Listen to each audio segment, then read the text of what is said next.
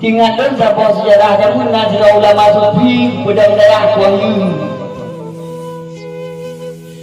Iku dayah ganyan na lonte. Di malam lontenya ditulis siapa yang mau tamu kena tulis.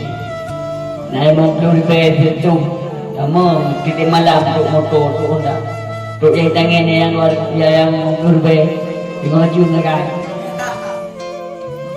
Pokoknya itu ulama sufinya segala hari. Oh man, ya Allah, yang menang lontenya di malam yang bertemu. Uragam mau kuap tuhro di tuhronya kiban dosa. Kalau berah dengan jadi punya rumah kau jadi. Hana trek kuatek, rupanya ulamanya meninggal. Waktu meninggal ubena yang itu kalau betul juga. Kalau ni itu ubena ulama bantuan punya akan agaknya malam.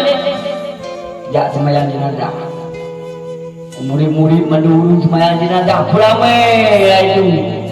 Jenazah ulama yang meninggalnya sembahyang dakwah sama dia lebih-lebih dewa kemudian rupanya tinggi lam nemo iku dayahnya lutinyan kem be makalan ka ulinunya meninggal dengan menurut sedikit rupanya ulinunya meninggal tiga ulamanya lam lupa murid jumpa oleh seorang murid sang-sang ulamanya kakiamat Bukun maksudnya hoi jangannya kalau dia jemut suruhnya tunggu baik menang itu belum kalau di bukan nanti malam datang makan kena datang mau kena kelihnya tunggu jamun dulu lama kuayu dan sikret tutu nak pegah abak lu nyan hari mana pegah belum fikir yang ukut memangnya nak tajuk